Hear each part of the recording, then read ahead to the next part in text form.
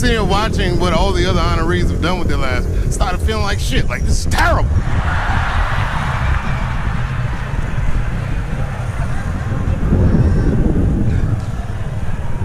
And then Bobo brought me up and started out good with that Ali picture, and then it just... But that coloring book that was in the picture, I know the Ali's are here, that coloring book, that's, my mother had it. And champion, he signed it. You know, the greatest, he signed it, Muhammad Ali. And his sparring partner was there that day. And his sparring partner signed it, said the next heavyweight champion in the world, Larry Holmes. And he was. And 2-year-old Dave Chappelle colored all in that shit and just ruined the book.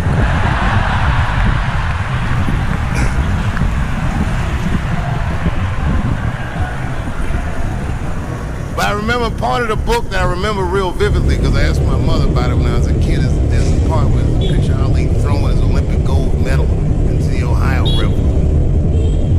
That's why it's so weird for me being here. You know, both my parents were very brilliant. My dad went to Brown in 1955. That's right. He told me at the time he was one of 3 black students. He said one of the guys got accused of a rape that he probably didn't commit. And the other guy killed himself. And Dad said, and I left. See, that's what makes us Chappelle's great. We know when to quit.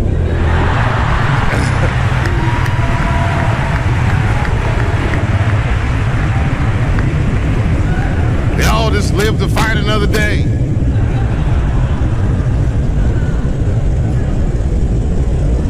I gotta say, I'm very honored to be here, and I'm very honored to be here with the other honorees. Really, I'm like very humbled by you all, the work that you do, and you all make me want to be better. All you.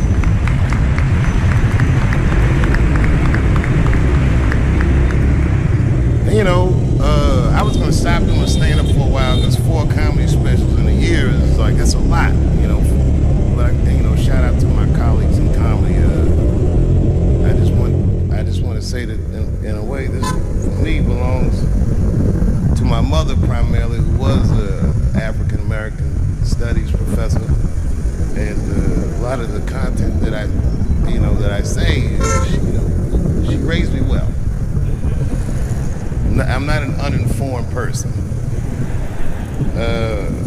But also, you know, my colleagues in comedy, like the comedians have been getting beat up pretty bad recently. And we're somehow nowadays expected to speak with the precision of attorneys or politicians. We are not. I always think of James Baldwin. You know, James Baldwin was one of my favorite writers because he managed to tell white people what they feel like to be around.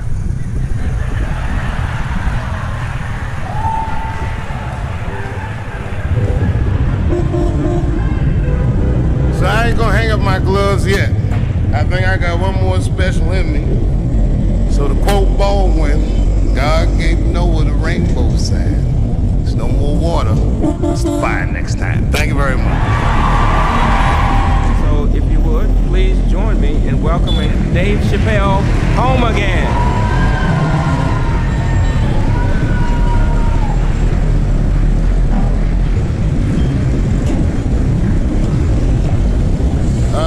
Thank you. You know, I speak for a living, and I'm a little nervous today. I want to say thank you, Mr. President, and thank you, Bishop Green, and thank everyone at Allen University for hosting me today, because it feels special, right? When I think of this great-grandfather that I've heard about in my life, but never actually touched his legacy. So it's like the product of his loins coming to meet the product of his work. And it's an important day for me personally. And I know a lot of you guys are students. And I just want to tell you, I'm the first person in my family to not go to college. As the president has told you, I've done outstanding in spite of that.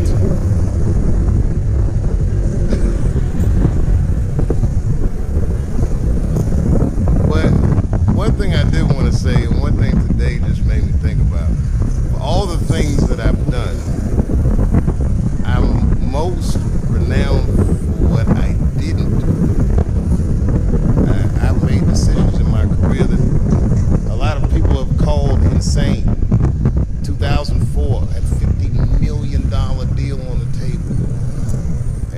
crisis of conscience, flipped the table over and walked away.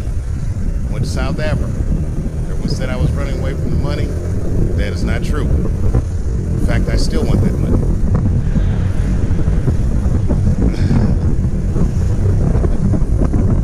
The idea that I wanted to just share with you guys is the idea that sometimes you do what you think is best.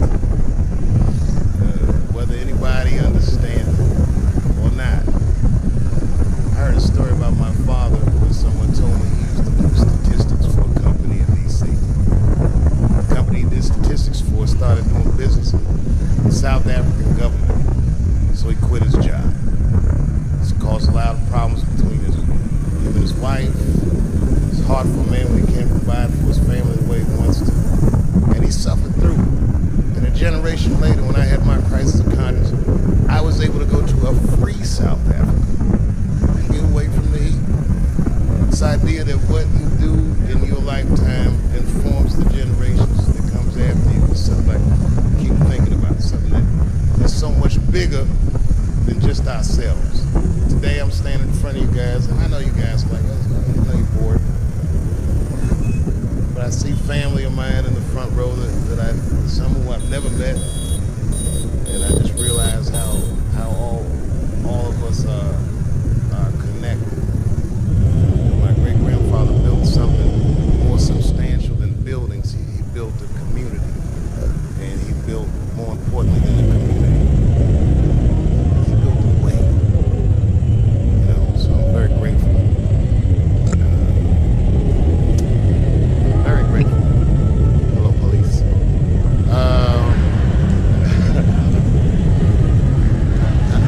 I just saw saying, you stand over like, so this is what black people talk about.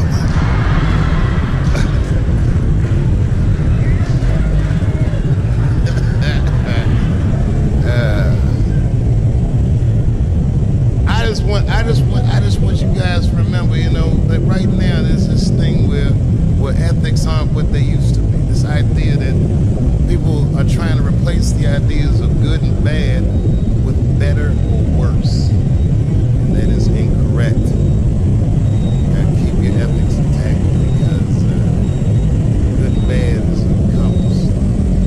Helps you find a way. And a person that only does what's better or worse is the easiest type of person to control.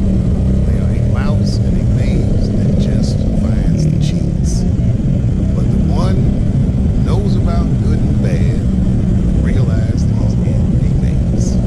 So, that being said, I just hope that all of you guys transcend whatever you see as your obstacles, and that you live outstanding lives, and that you stay connected to your communities because you have so much power there, and that you grow your communities in the first fight.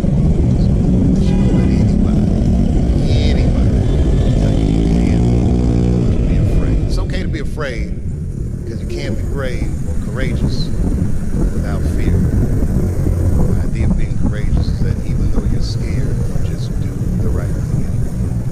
So in 2004, I walked away for $50 million, and in November, I made a deal for $60 million. So,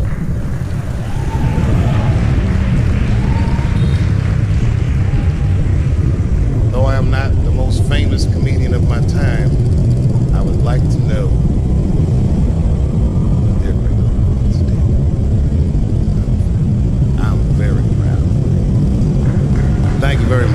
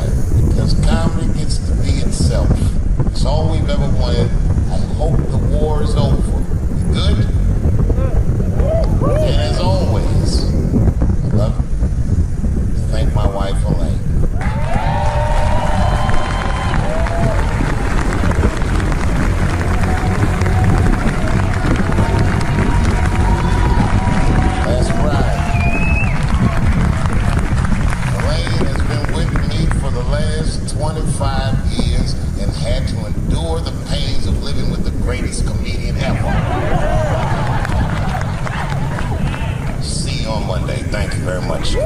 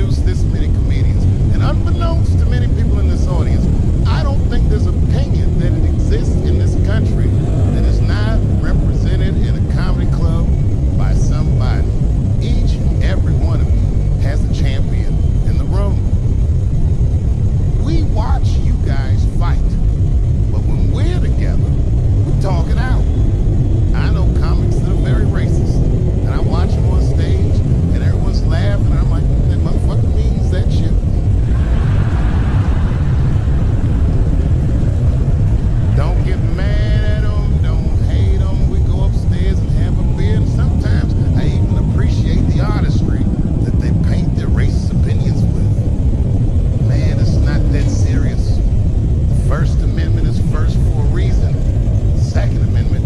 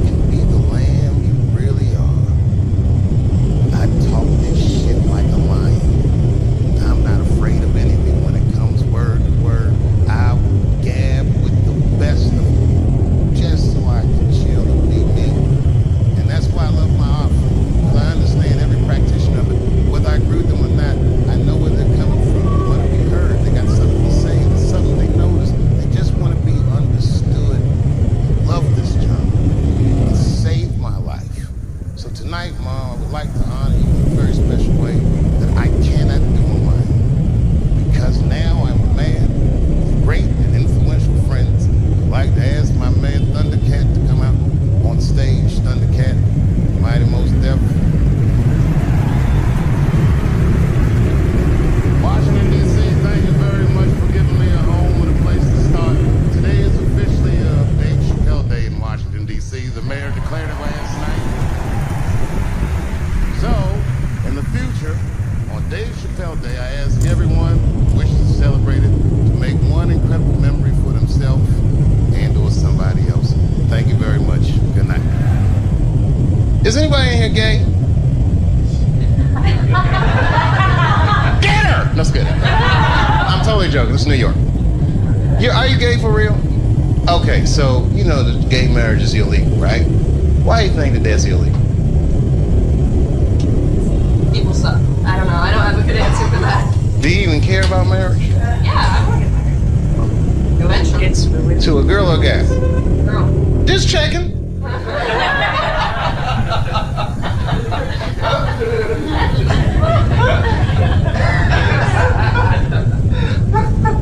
Why do you think it's illegal? People are scared of change. Do you think so? Who said morality? You think so? I don't. Whose morality? Who said big business? She knows what's going on. Huh? Hmm? Yeah? When kids get married, you're gonna wake up to the reality of the marriage that they get to reality. And that's all good and well. You see, here's the thing. No matter what your morality is, it's still a secular society. So even if gay marriage is against my own personal beliefs, I can't necessarily believe a government that would say we don't want to do that for moral purposes. Not while you fucking bombing Iraq like that, or sending motherfuckers to Afghanistan like that. I mean, you can't be hit me with all this dubious ass morality. They say morality because that's what their constituents need to hear, and because they think that's what their constituents want to hear. But honestly, Bill Clinton said 90% of the shit that people talk about has nothing to do with what the actual job of the president is about. You think the president be sitting around, what time is it, 10 o'clock? Oh, we got that gay meeting. Hey guys, what are we gonna do about that? I mean, they don't give a fuck about it. No, who actually is gonna give a fuck? Big business. And I have a whole belief system about that you use on.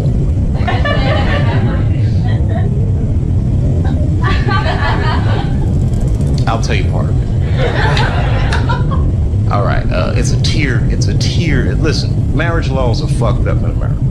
I don't think that the government should have that much say in actually how people devise a marriage, because a marriage, right, devoid of any kind of religious belief or emotion like love, is a business contract, period and simple. And tons of people in Washington or legislative bodies, even guys like Elliot Spitzer that have wives or fuck prostitutes, live in loveless marriages. And they have these shits arranged because they're in such a high social stratosphere that they have to keep up a certain appearance. So why are they imprisoned by their own marriage? It's this form of economic slavery. And if you look at the way this shit happens, corporations were made legal in the United States by the 14th Amendment, right? Or 15th Amendment, which freed the slaves. And then under those rights, people said we want the same rights as those motherfuckers as collective individuals, right? And if you're a collective individual and two collective individuals want to do business with one another, one's masculine, one is feminine, so they define a marriage institution between a man and a woman. But what if corporations is gay? I'm just saying. What if Aunt Jemima doesn't want to be with Uncle Ben? What if Aunt Jemima wants to do business with Sarah Lee? Well, wait a minute. What if Uncle Ben wants to do business with Mr. Clean? That's all I'm saying.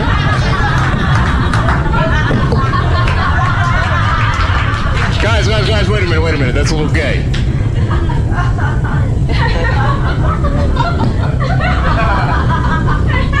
I'm sorry, I thought that was funny. What if Aunt Jemima? I don't think that's what Mr. Clean was. Uncle Ben want to do. Maybe I should have picked different company. I I put myself in a bad position. I'm just joking around. You're like, we don't want to hear this shit. It's just a conspiracy theory. I believe in aliens too, bitch. How about that? They're coming.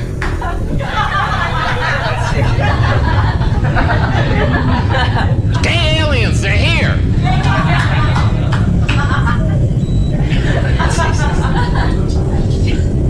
All that shit, fake. World Trade Center, fake. You wanna know who blew that shit up for real? I ain't gonna say it. You know, it's my own personal thing. I don't even want to say that shit. You know who I think blew up the World Trade Center? Ashton Kutcher.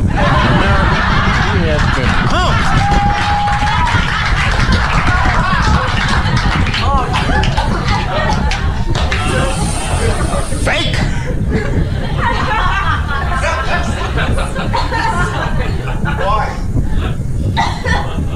Why did he blow up the World Trade Center? I don't want to sound like a cynic.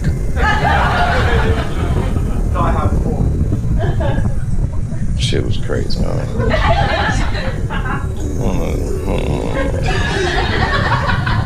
I don't know the truth, but I know who does. Strippers. They know everything. Does anyone have a cigarette? Yeah. Sure. Good on you, mate. I wish I had it. Your accents are so nice. And I do listen to BBC News. We all listen to the BBC. You're all listening to the BBC.